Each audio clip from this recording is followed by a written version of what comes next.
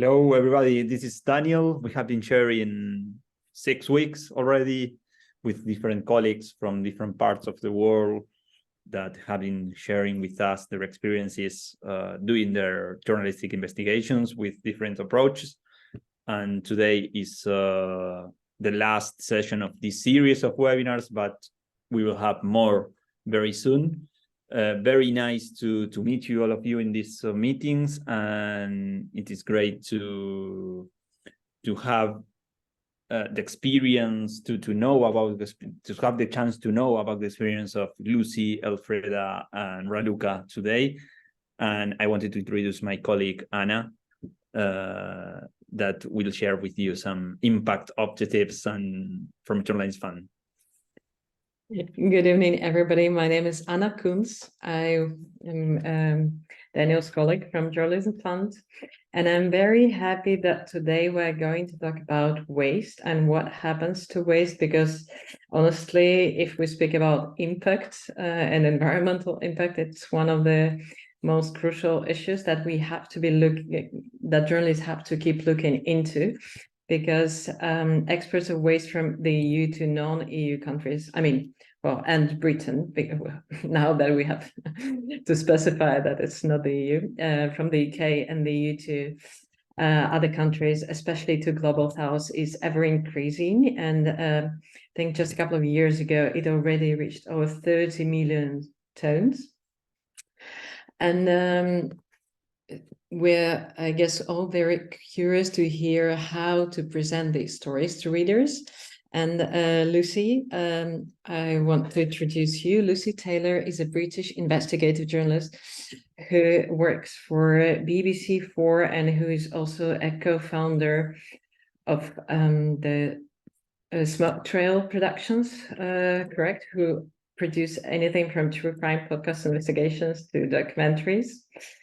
And she will speak about her investigation that she did with the support of Journalism Fund Europe, which is called Into the Wasteland.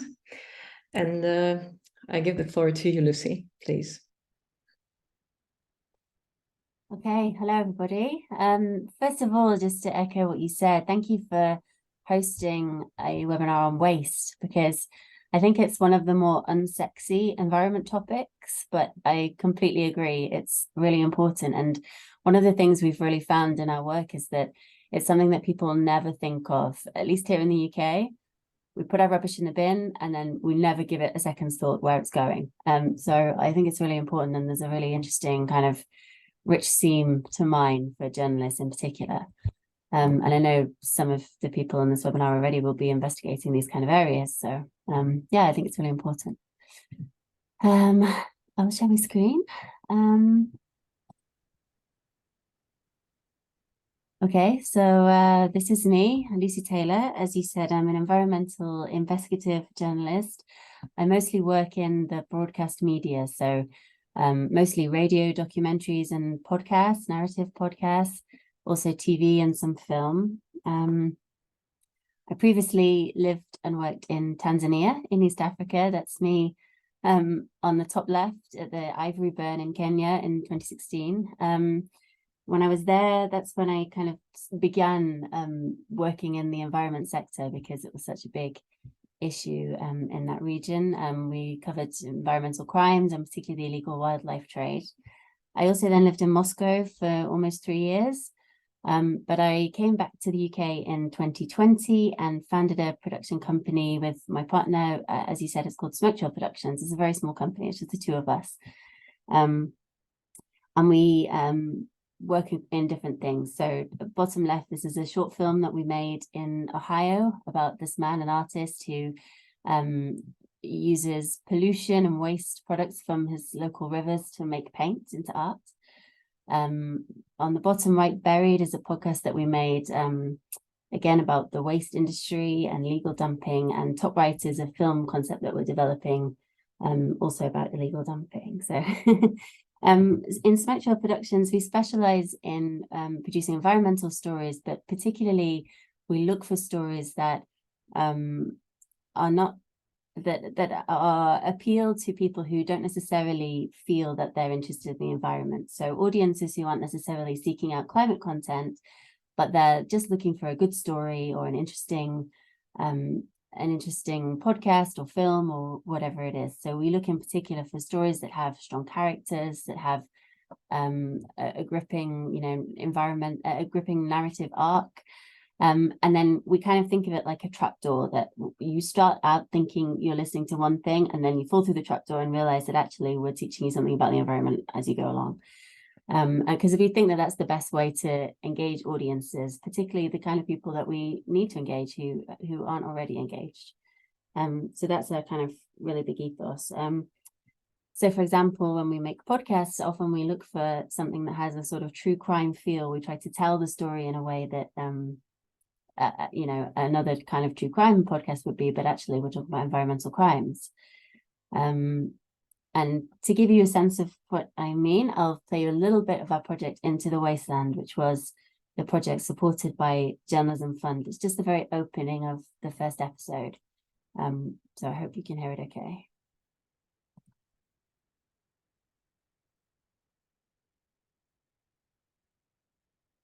Oh, hold on, something.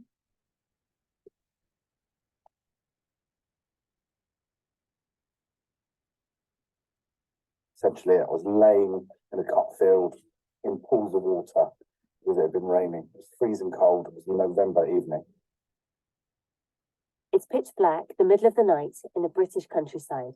A man is hiding in full camouflage, trying to keep his night vision goggles from giving him away. And he's watching. Been here getting on for an hour now.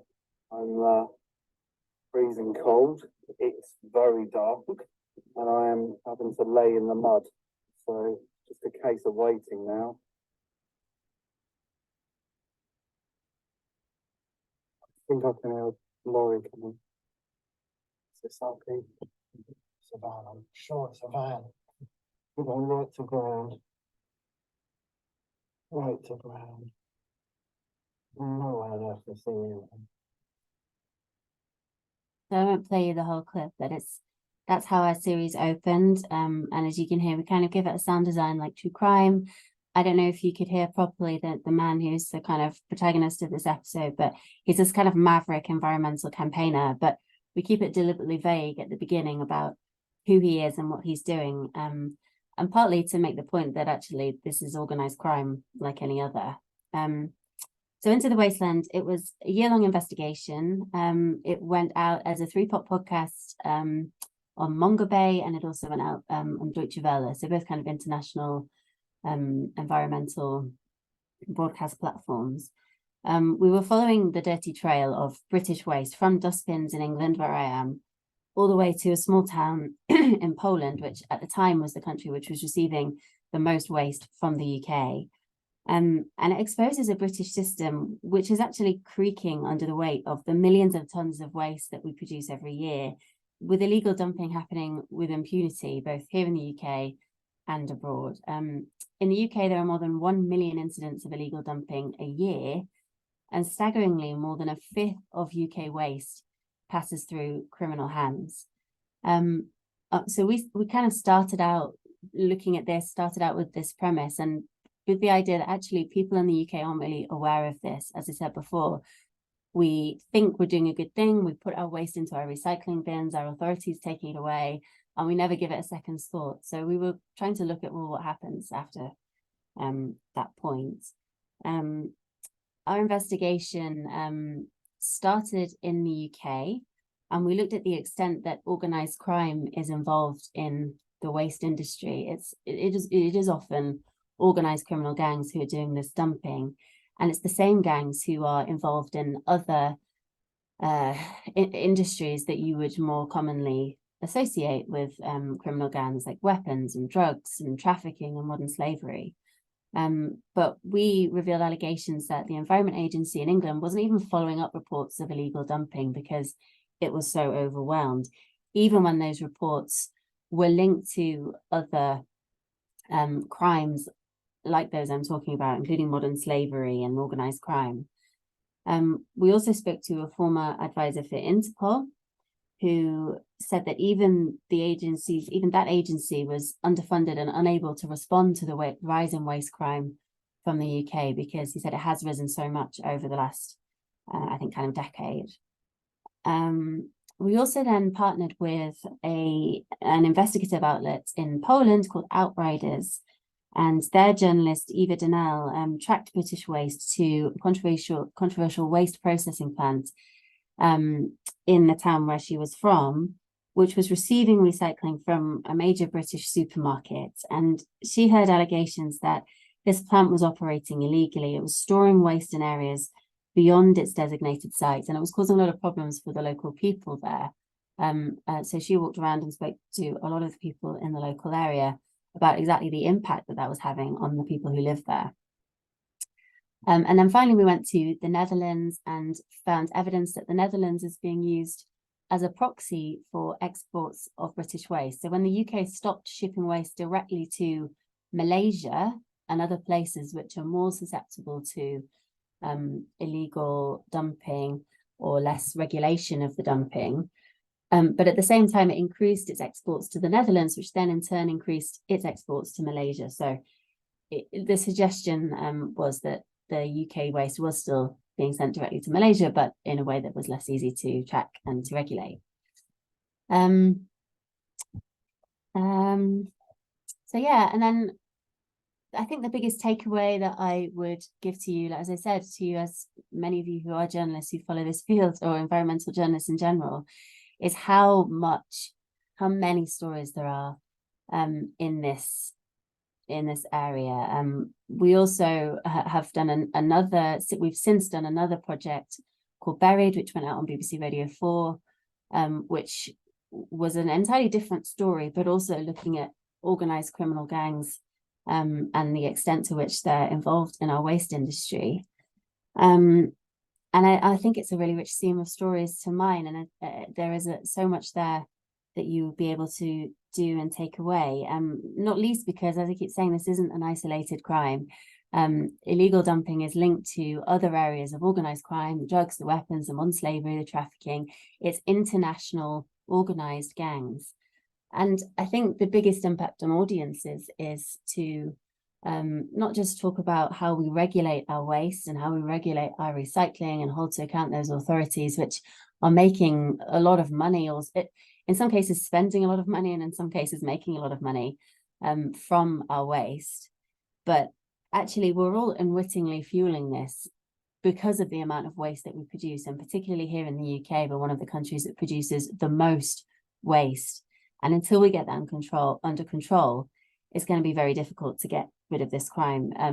During the time that we were producing these projects, my partner and I tried to go zero waste at home and in our production and also domestically, and we found it incredibly difficult. And we've spoken about that in many of the interviews and presentations and things that we've done about this project and our other one, because I think it just really highlights how difficult it is to reduce our waste, but it's something that we could all do, or that really we should be putting pressure, I think, on the authorities to help us do, and the retailers and the manufacturers, because yeah, until we get this waste under control, this crime is going to keep going. One former Environment Agency head here called it the new narcotics, but actually it's better than narcotics for these criminal gangs, because there's no initial investment. You don't have to buy the product to begin with. People pay these gangs to take the rubbish away.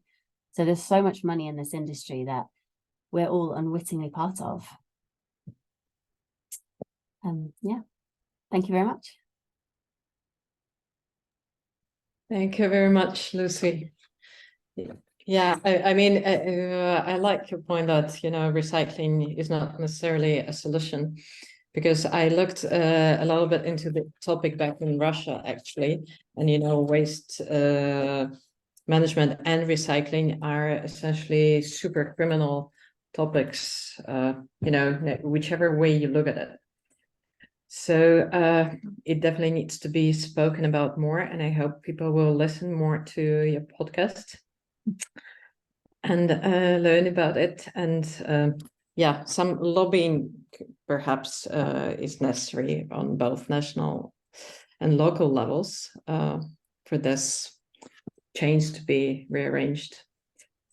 All right, Raluca, do you want to continue, please? So you will be talking about the other investigation, the investigation that you and Elfredah did about exporting waste to Ghana.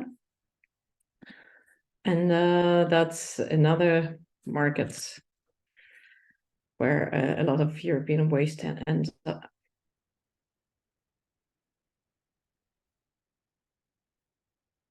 Yes, Côte d'Ivoire, the Ivory Coast. Actually, I think Elfredah is going to be talking about the car exporting investigation, and so I'm going to be talking about a slightly different subject, if that's okay. Do you see one slide? Sure. Or do you see two slides? It's just one? Yeah, that's just the cover, that's fine. Okay, perfect. Yeah, so what I'm going to be focusing on is European companies wasting other countries' resources and as well as people's. So this is not only something that deprives the latter from using their own resources, but sometimes doesn't even allow the companies themselves to benefit from them. And the findings that I'm going to present today result from an investigation that I also conducted with Elfredah, actually. But I was focusing on Côte d'Ivoire, and she was focusing on the situation in Nigeria. So I'll be talking about this specific case, which is that of a Belgian company, which is called SIAT.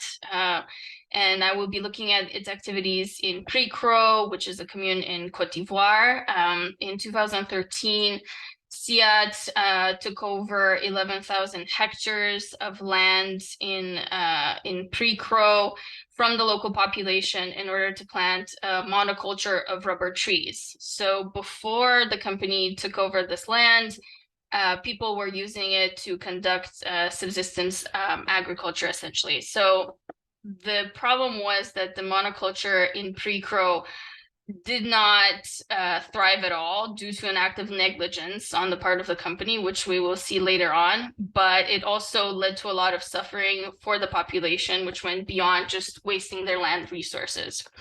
So in the next 20 minutes or so, we're going to be looking at a few questions. What is SIAT and what were its activities in Pricro? What exactly happened in Pricro? And what were the consequences of SIAT's land grabbing there? Okay, so SIAT. SIAT is a Belgian company. It was founded in 1991. Its headquarters in Brussels, Belgium. It operates currently in 4 countries. 3 of them are in West Africa. They're Côte d'Ivoire, Ghana, and Nigeria, and 1 is in Asia, which is Cambodia. SIAT specializes in 2 main cultures, rubber trees and palm oil trees. And the company's practices have been questionable from its very inception. Its founder, Pierre van der Beek, in the 1980s, oversaw a state-owned palm oil plantation in Nigeria. He contributed to leading it to bankruptcy through very intransparent and unsustainable practices. But ironically, as soon as the Nigerian government privatized it, van der Beek swooped in, acquired the same plantation, and this is essentially how SIAT debuted in the business sector. So what is SIAT doing in Côte d'Ivoire specifically? It focuses on 2 rubber tree plantations in 2 separate areas of the country. One is Pricro and the other one is Kavali communes. As we can see from this image, Kavali is in the western part of the country, while Pricro is in the central east part of the country. And actually, for the story, this will make a big difference.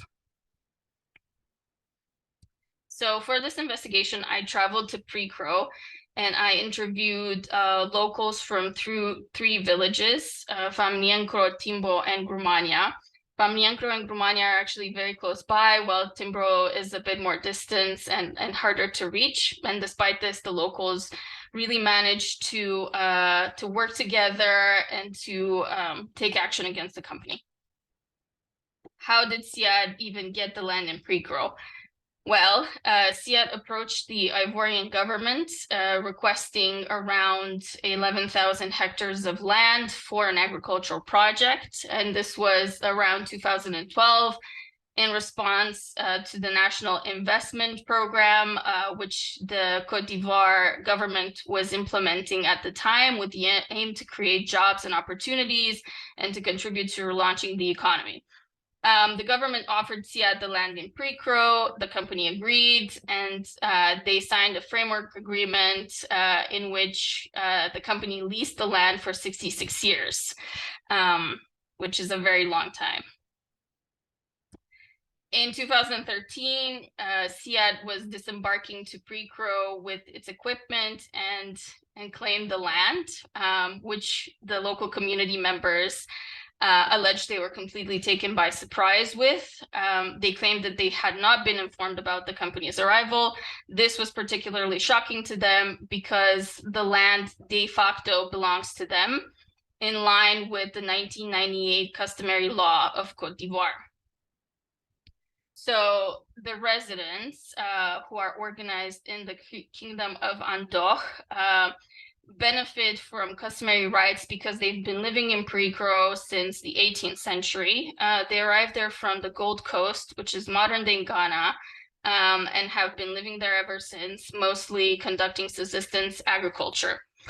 So then why did the government give the land in Pre-Cro to Siad? Well, the government also argues that it's the rightful owner of the land, based on a previous law in which customary rights were substantially less important. So the land ownership in this story is quite complicated.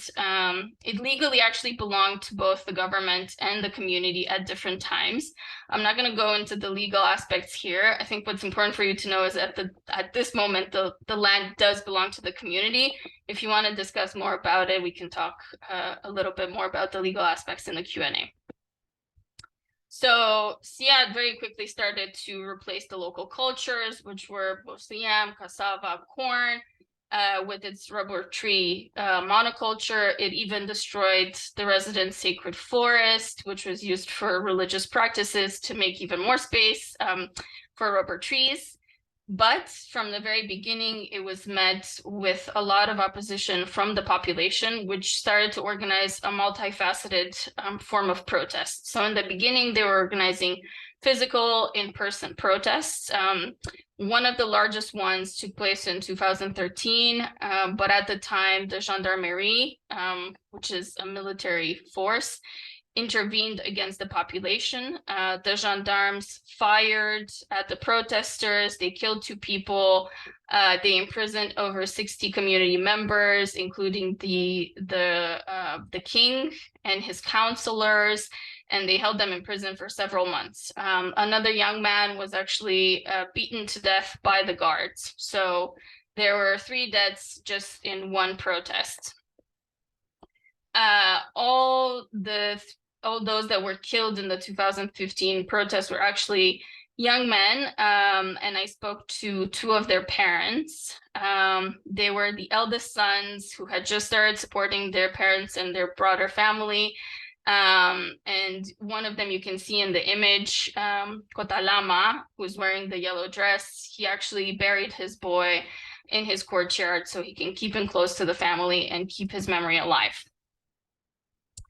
Because there was such a violent repression for in-person protests, the community shifted its approach towards awareness raising among nonprofits and media, including international ones. One of the key figures that leads the fight for the community and organizes the community is the person that you see in this image.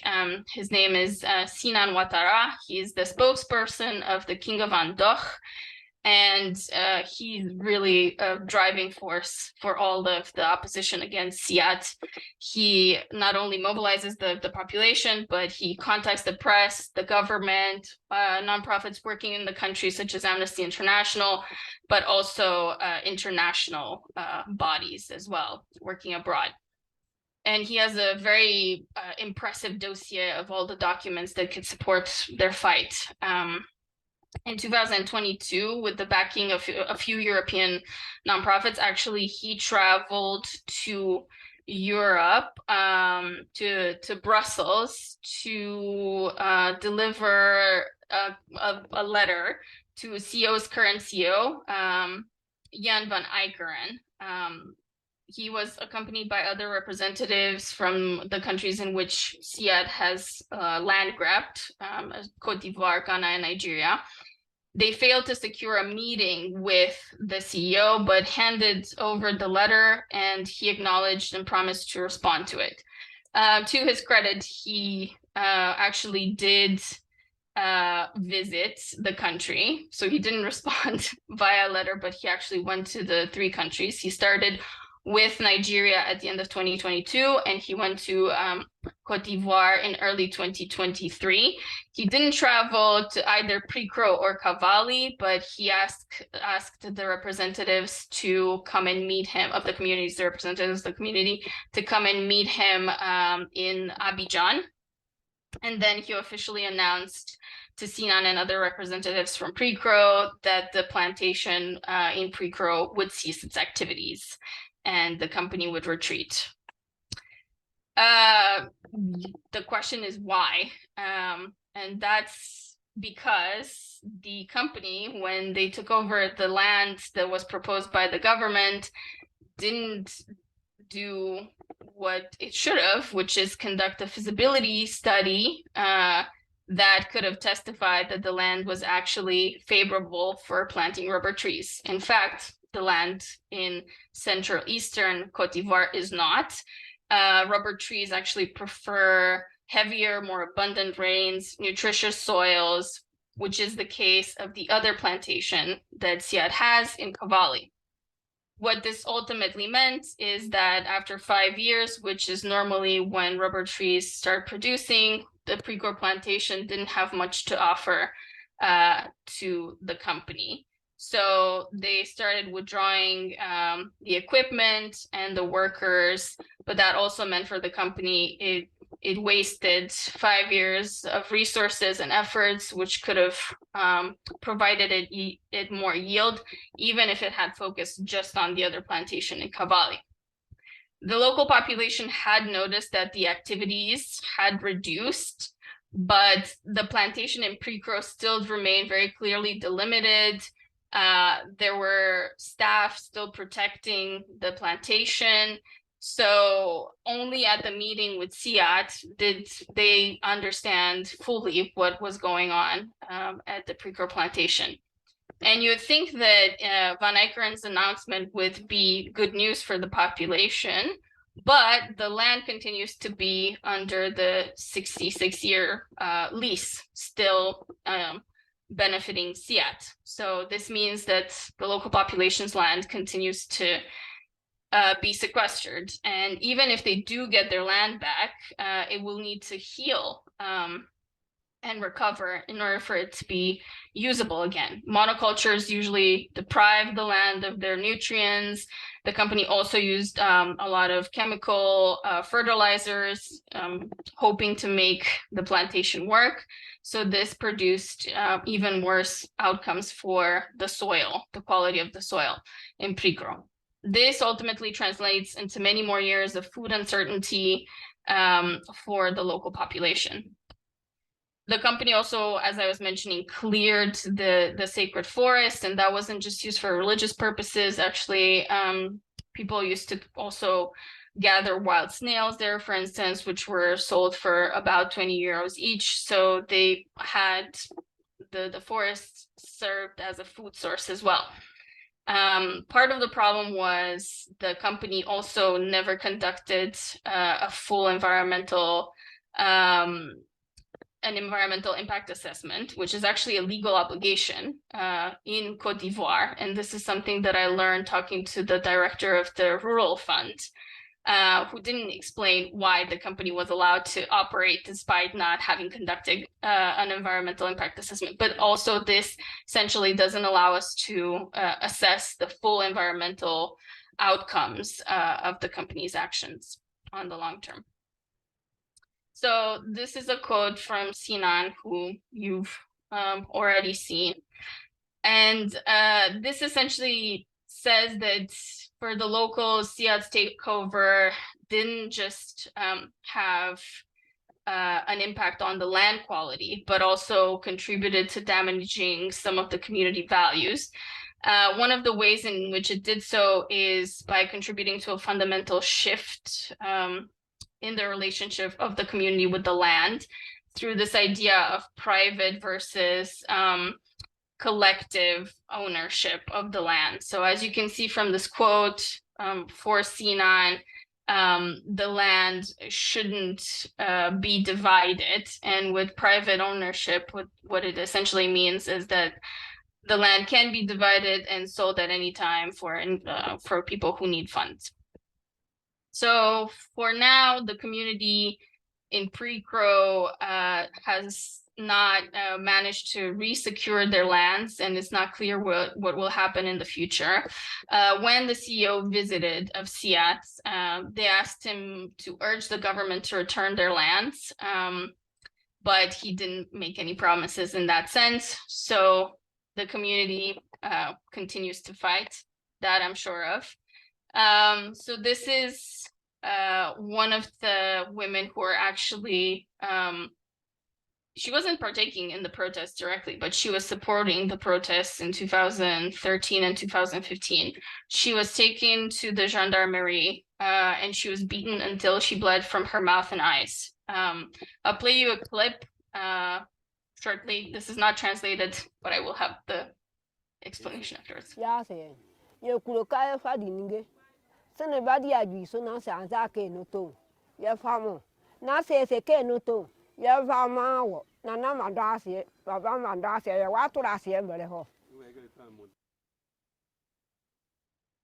So this is what she was saying in that clip.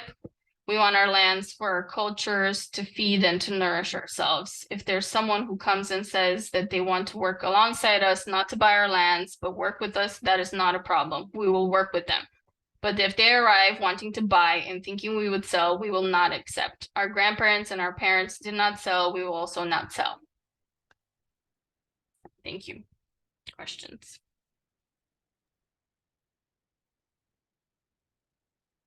I think we can have all the questions maybe after the third presentation. Perfect.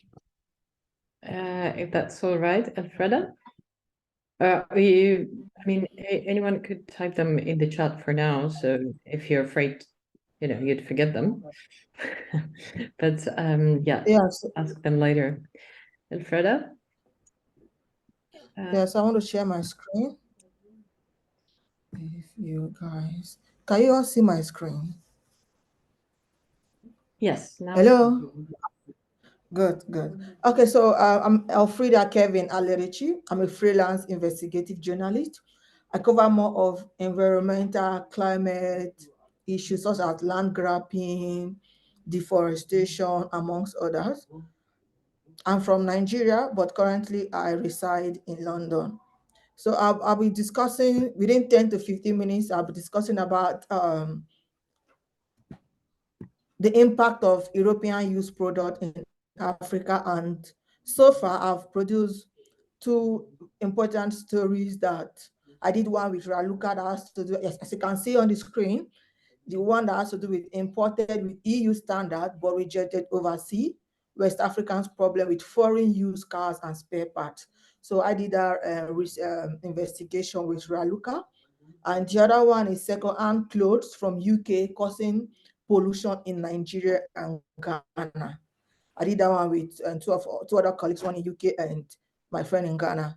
So over time, this particular investigation on imported with EU standard but rejected overseas is actually a big issue. And when I got this particular idea, was like, the inspiration came from a complaint from a driver that actually bought a spare part.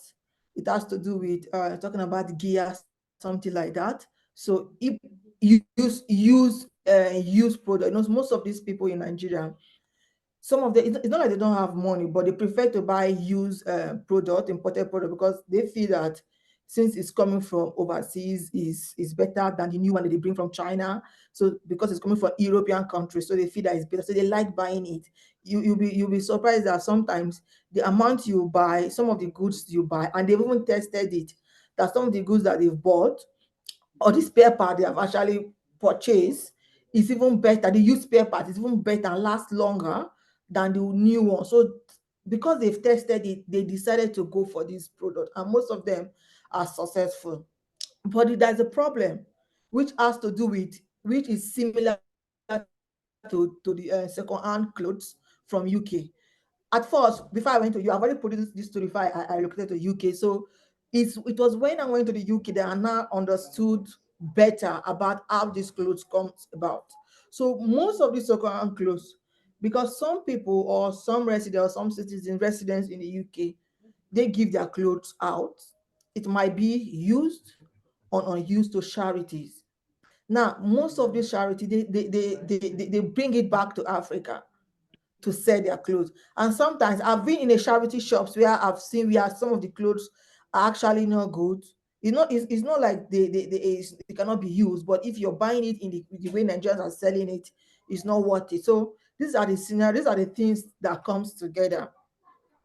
Now, let me take you to the process how we did both stories. The process of the European let me go back, start from the first one. Okay, so the process for that, for the one that has to do with the clothes, the used clothing, I traveled to, I focus mainly on Nigeria, but my colleague in Ghana focused on Ghana. My colleague in UK focused only on UK aspect, where she gave us some UK data, which was actually good for the story, and we combined and did the story. So I was talking about my process in Nigeria. Now I traveled to the south, to the east, and to the west. So these are the major places where you can get these used clothes. They are known as business hub. In Lagos, which is the west, you see so many clothes. So I went to these people because we've already done research. We did before we actually pitched the story, we've already done research. And also after we pitched the story, we did a lot of research to find out I did a lot of research in my own particular country, Nigeria, to find out where is the place that we can get this, where is the populated place, and Lagos is one of them. Port Harcourt, where I came from, is one of the, that is the south side. In the east is Abia. So these are the places you get those clothes. That doesn't mean you won't get in other places, but these are the areas that were actually selected areas. So I traveled to this place to speak to importers. Now, based on, I spoke to importers, I spoke to market leaders, I did research about where the goods are coming from. Now, based on the information we actually gathered, as the information we gathered, the findings is that, before I publish this story, imported used clothes was actually prohibited. It has been on the list of the Nigerian custom and the website as among the list of prohibited items to Nigeria. But if you go to every look and crannies of Nigerian market, you will always find one spot or numerous spots where people sell these clothes. People are buying it and it's good. Some that they are lucky, they buy new ones. So it's good first, they call it first grade, where it is you will not even see any stain. It looks new, which is actually good, and they make their money. But where the problem comes is that most of them buy these goods and they get these goods from countries like the UK, Belgium, Switzerland, so many other different countries in Europe. They even get from US too. Yeah. But this particular story was people who I spoke to, because our story was focused on European aspects. So people who I spoke to was on European countries where they get their clothes from. Now, when they import these clothes, our findings is that despite the fact that second-hand clothes actually we are prohibited importation, we are prohibited. Then when we did this story, despite the fact you see it on the Nigeria markets, police, custom, we are even aligning them. I've seen when we are returning from the field in the east, one of the trade that I bought, she traveled from where I came from the south to the east to buy these second-hand clothes. So when we got to a particular spot. She was hiding, and the police now say, who owns this? They wrapped it in a bag, black bag. The way they wrap it very well, you don't know what is inside. But because she went to do a retail, so she will pick the most important ones, and they pay bribe, they pay them money for them to pass, which means that police will tell you that this thing is illegal, but you still have to pay for we to allow it to pass. Now, when they find this is that when they buy these products, when they buy these goods, they don't know what is inside, one, and they pay huge amounts to buy these goods. Now, because they don't know what is inside, they end up getting bad unused clothes. We are traders, we don't make profit. Customers will not want to buy it, and they also end up on the dump site. Similarly with spare parts. So most of these spare part dealers too, like the ones we interviewed, for the spare part, I travel to Lagos because this is where you get the depot. Even you get the depot of most people in the south is they like going to Lagos. They'll tell you that if you go to Lagos, your car will be worked, will be fine, because they have so many experts there. It's fine. That's correct.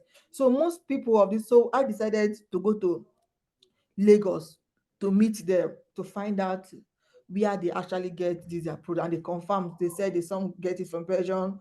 Only few said UK, because UK is using right hands. So Nigeria don't usually sorry, usually do not use right hands, so we use the left. Yeah, we use the left. So UK use right hand. So it becomes, sometimes for them to bring it, becomes, there's a lot of processes that they go through to correct it. Sorry.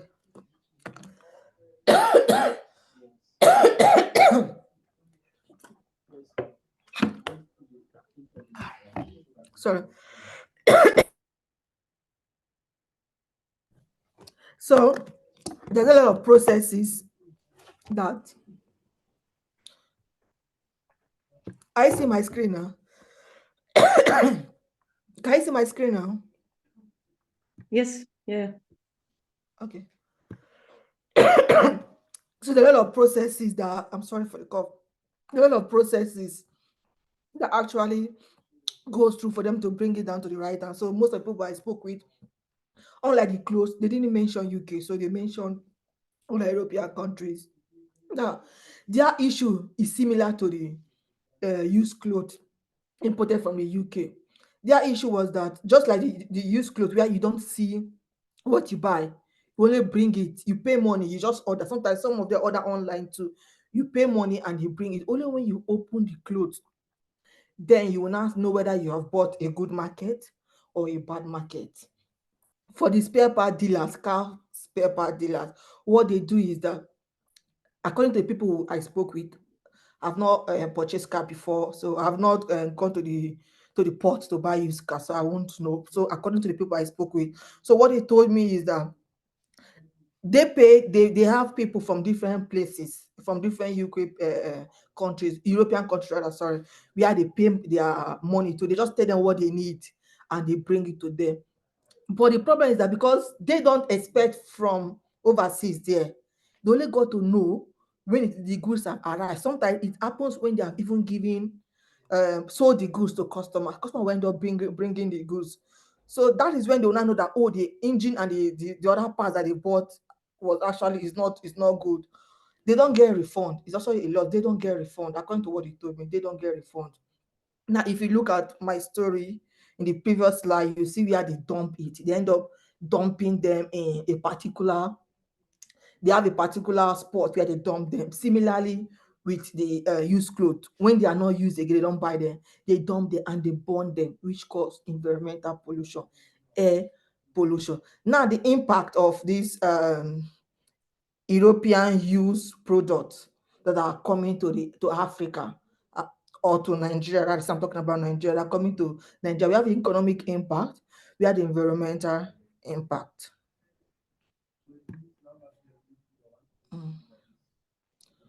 So, sorry, okay. The environmental, we have the environmental impact. waste discarded in public places. So look at what I talked about. Can you see my screen? Oh, I've come back. Can you see my screen? Hello? Yes, it's fine, Elfredah. We can see Okay. it. Yeah, I just want to be sure that I'm still in the meeting. So waste, look at this way. You see metal, some of them, they're not using them again. While I even have video, we have some of them to actually going there to pack their goods when they are not used. Some are even lucky, they get it, but most of them too don't get it. You see clothes burning in public places. So in like the aspect of the used clothes, they burn it in public places. If you go through our stories, I did a video where I was even lucky to see where to witness them burning clothes. So we were actually, I caught the video of the already burnt clothes burning. So I was lucky to capture that aspect too. So when we spoke to them, they said they throw these things when nobody's buying them again and they actually lose money. Now, let's talk about the consequences of environmental pollution, the way it's done on public places. So research have found out that informal car, metals, disposal and mechanic workshop pollute groundwater. So that's where the problem comes in, 0 to 50 meters away, posing a major health risk. So if you look at the previous slide I just gave, you see where the mental has, where they dump these metals. So because they didn't dispose them properly, if that particular place I went, there are a lot of houses, so many places. So if there's a groundwater there and this thing happened, it can also affect them. Burning of clothes causes air pollution, which is no doubt. Even the UK Parliamentary Committee report has found that burning of clothes, used on used clothes or unused clothes, burning of clothes cause air pollution and it can also affect humans' health. So these are just I'm telling my report, but these are just a few tips for those of you that want to consider reporting about anything that's to do with waste product. These are the tips I've just brought out here in case you want to check for your next investigation. So for us and my team, for me and my team, or what we did is that when we got this particular grant, even doing our research before we got the grant, when we got this idea, we actually went through the custom website to see things for ourselves to ensure that what we are actually investigating is among the prohibited list. That's where we got that of the used clothes. Even the cars in Nigeria, there's a law that talks about it 12 years. A car that have stayed 12 years, something like that, should not be imported to the country, but they are still being imported. We still have so many of them. Like in the UK, talking about pulling out cars that have stayed for long. So if you're driving these cars that are still emitting that means you're going to pay for £12. Is a strategy. So the question now will not be where will these cars end up to? It will still come to Africa. So for you, if you want to chase your any investigation on this aspect, whether in Nigeria or anywhere, you can still go to your custom website to see the prohibited item. If you want to do a story, for example, in Nigeria or in Belgium or Belgium and Nigeria, for instance, look at those prohibited items that are prohibited and the list of things. You can check it, then check the country, which is Nigeria, for instance, see if they have these similar laws. Then I just believe that if you bring these two together, if you look at these ideas together, and you will certainly get a story idea where you can chase and put it, because that's where we actually got our first story idea. So you have to research internet for both local and international, so international region. So for instance, if you're in UK, so if you're typing if you're based in UK or anywhere outside where you want to work, you need to go away from the internet. That's to do with your Google, look for some other space where you can get the country you're looking for, so that you can match it and get the idea. Then if you want to do a collaboration like journalism, for where if you want journalism to fund you, and me, I've received so many grants for journalism and I'm happy about it. So if you want to choose your theme, so it's not about getting your story idea from the website or probably you've researched, that it's also getting your team, good team member.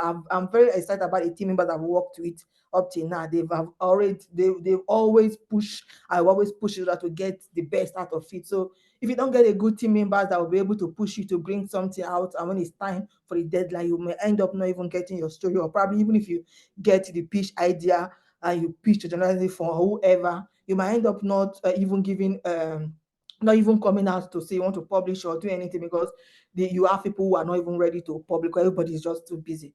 So these are just a few things I have. Thank you. Thank you very much, Elfredah.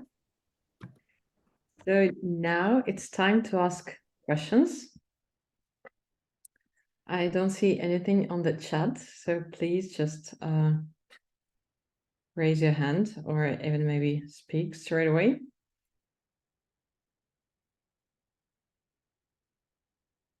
Well, if nobody has a question yet, I actually may start then. My question is in the first, well, not only to Lucy, but I guess to all three of you, is what was the was it easy to talk to people? Was it easy to talk to, you know, traders, to people who are involved in the trade? How did you find them? And, you know, whether that was any tricky in some way, because there might be some shady people. Yeah, can I go first, or any other person wants to go? Can I go? Yes. Okay. Yeah. So for me, it was not easy. It was very, very tricky. It was so stressful. At first, I almost gave up. I was telling my colleague, talking about the used clothing. For the fact that it was actually prohibited, the importers and the market trader refused to talk to me. There is a particular trader I went to speak.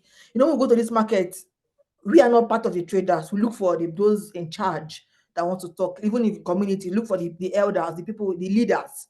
So when I went to this market, the first person I went to meet is the leader.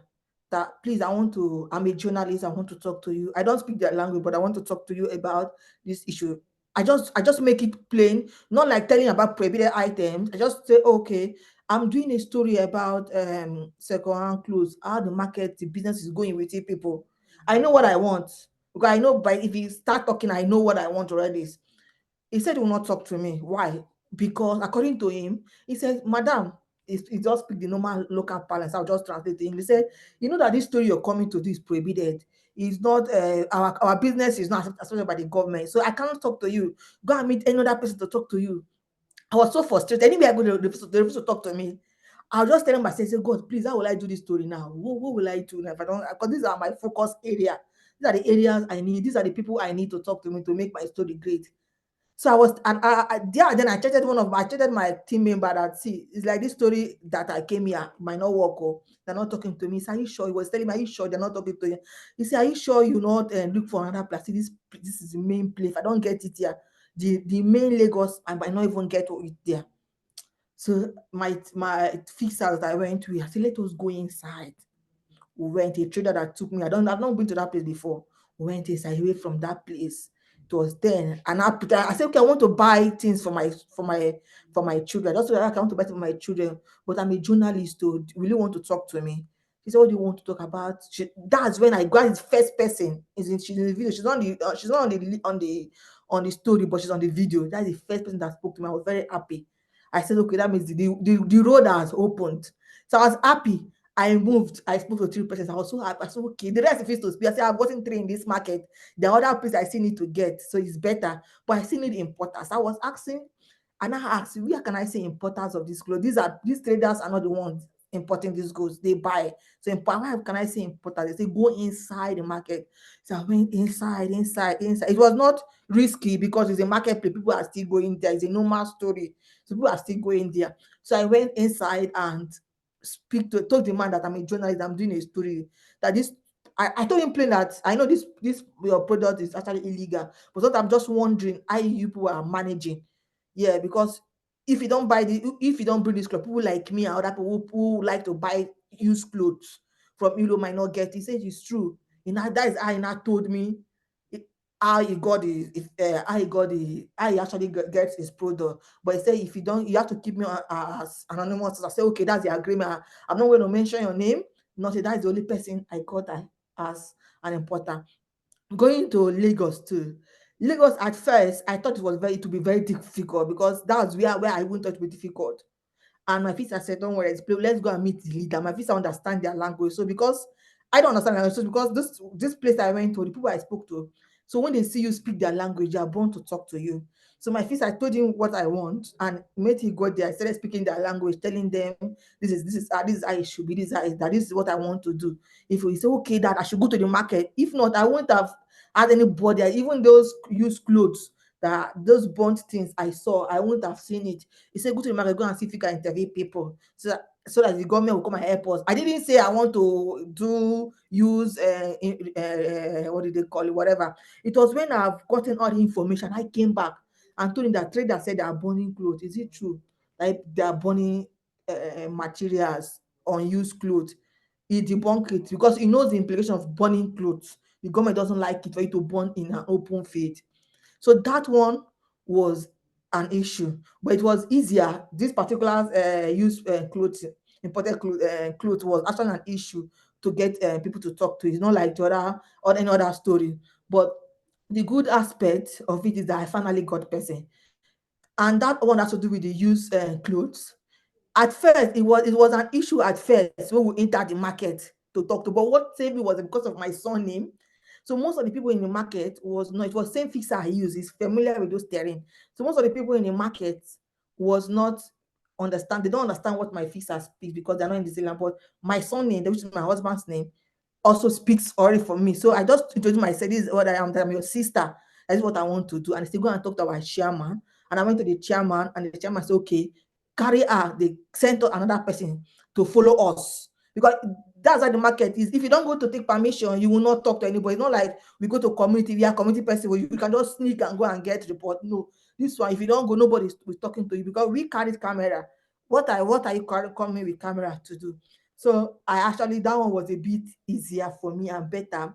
And they didn't speak local language, so they speak what I understood, English, the normal Nigerian English. So it was very easier. So that was it was better. But getting data for these two stories, like I said, because used clothes are actually prohibited as of then when I wrote the story. But now when I reach out to the customer, ask him, he said no. When I reached out to the custom officer to ask him about importation of those clothes, he said they are not even aware. He just said so many things. And even when I reached out to there is this organization called Sun, they charge of, if you bring goods or probably even quality, they charge of all these things to be goods quality. So the Sun was telling me that the custom don't allow them to check goods that come to the country. But the custom is saying that no, that they're not aware that these people check. So they're just blaming each other. That's their own problem. But the good thing is that we finally got the story to tell. That is it. Yeah. Thank you. Thank you, Elfredah. Lucy, would you mind sharing your experience? Yeah, so the kind of people that are organizing the crimes in our stories, it would be very dangerous. They're very violent gangs, and this is kind of a multi-million-pound trafficking and industry. So we made the decision in our work that we are not, the focus of our investigation is not to go after those people or to unmask those people, because it's very dangerous and it's not very responsible. But instead, we're focusing on trying to hold to account the authorities that are supposed to be regulating these industries. So you notice in our investigation, we looked at the Environment Agency, we looked at Interpol, we looked at the retailers which are using these companies or these, proxy companies to export their goods.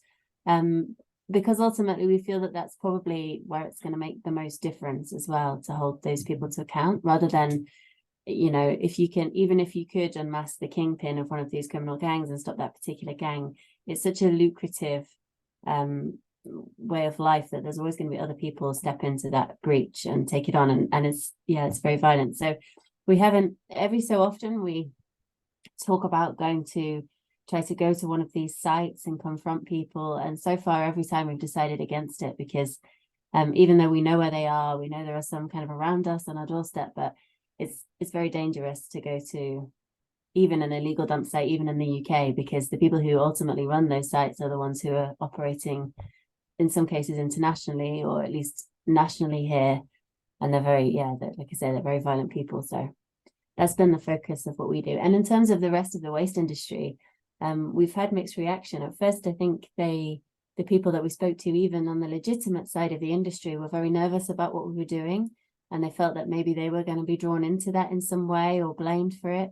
But I think slowly, as we've got to know more people, people understand that we it's in their interest as well to if people are operating legitimately and they're spending lots of money on their regulations and recycling properly, and so it kind of can be an expensive business doing things properly and according to environmental standards. So if we can root out the criminals or improve those standards, then that's in their interest as well. But it's taken a little while for people to trust us, even on the legitimate side of the industry.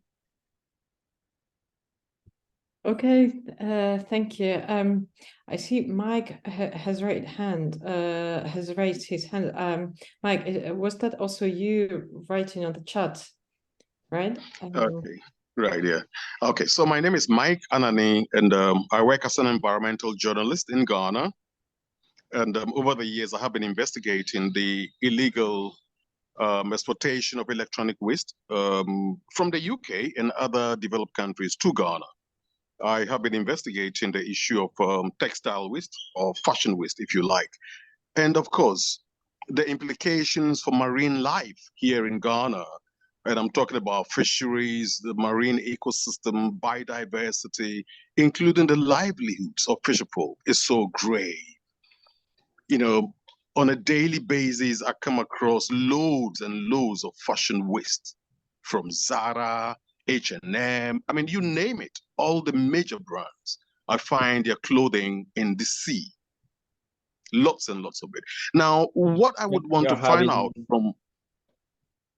Can you hear me? Yes. Okay.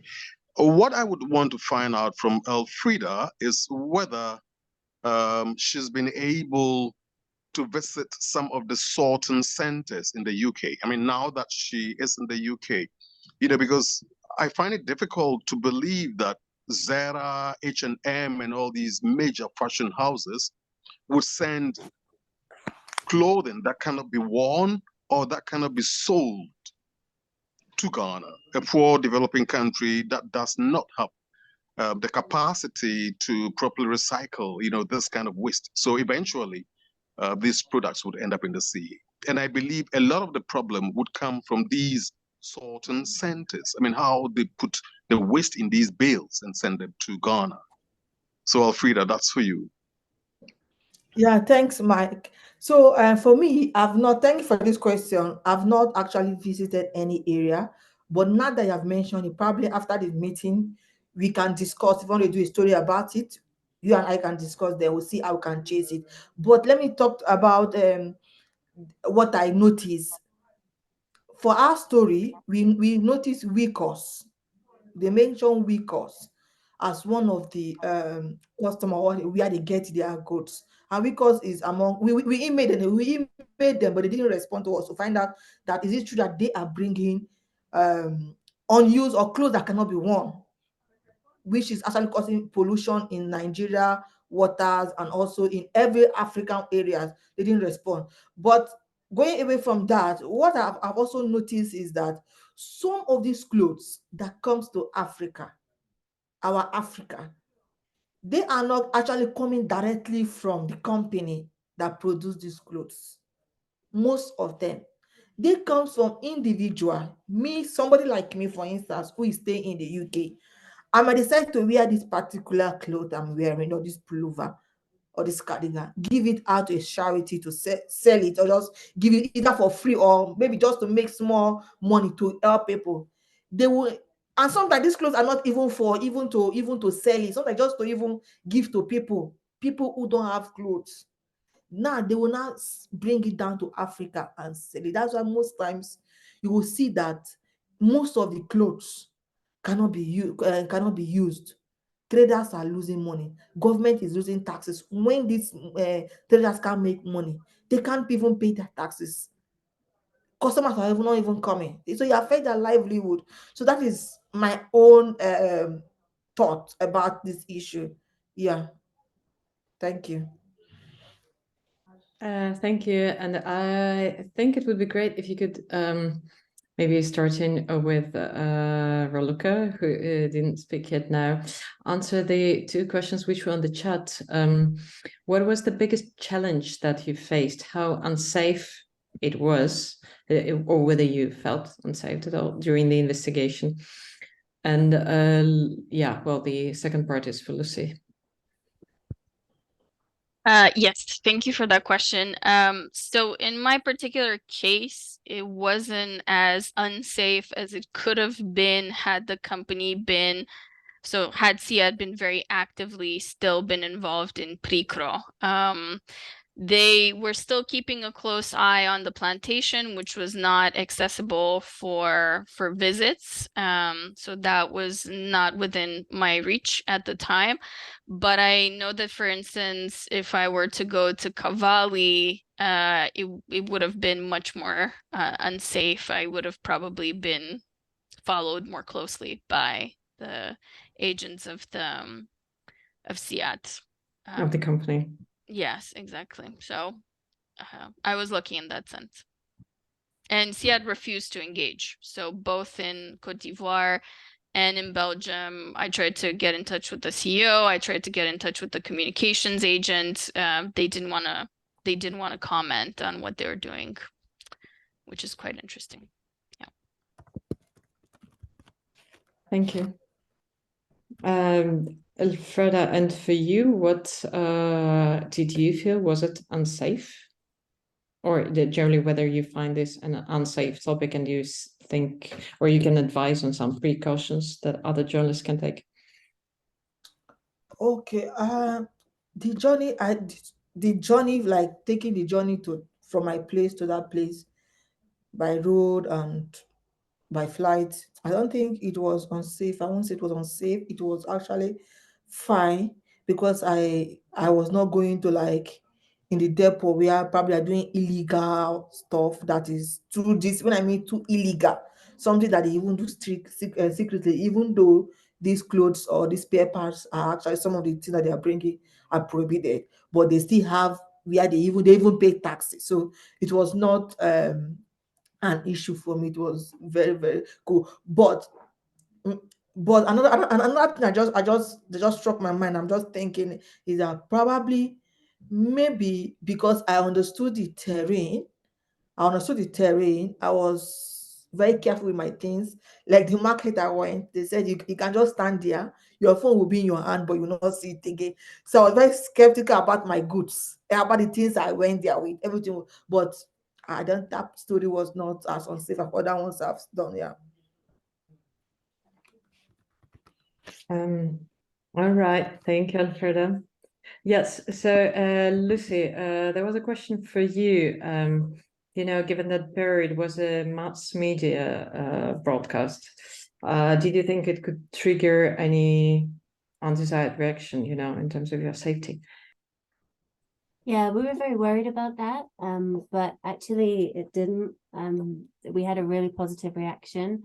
For Buried, it was in Northern Ireland, and we were kind of English people going to this part of Northern Ireland where we didn't know if we were going to be welcome. But actually, I think with environmental issues, people in the local area are often very keen that somebody's paying attention and that somebody's trying to help them. So almost everybody we met was very happy to talk to us. We had a very positive reaction after the podcast.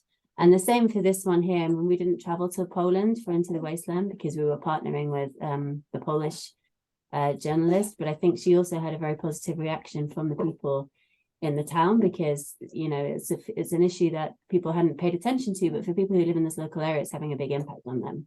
So yeah, we were very pleased with the reaction for both.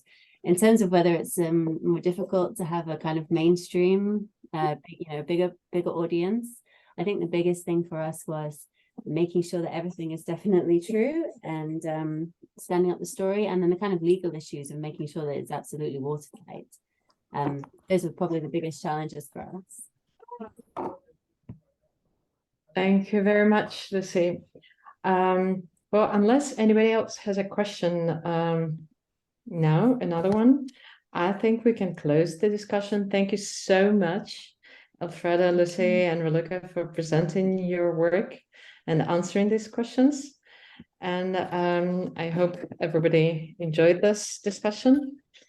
And we'll announce more webinars from Journalism Fund coming soon. If you have any issues you would like to hear about, please drop us a line. Just to me, anna@journalismfund.eu. And we'll be trying to get some more interesting speakers. And sorry, I see something else on the chat. A challenge of the fast fashion industries. Yeah, well, the question is how to force the fast fashion industry to stop doing that. And it's not only fast fashion in a way, because I think there was a big case with one of the very expensive brands, whether that was Louis Vuitton or Balenciaga, who were burning, actually literally burning their clothing. So, well, they weren't producing waste, but they were adding to CO2, but they preferred to burn it rather than give it away. So yeah, many questions that ought to be raised there. Thank you, everybody, and have a great evening. Thank you. Bye-bye. Bye. Thank you. Bye-bye. Bye-bye. Take care. Bye. Thank you, bye.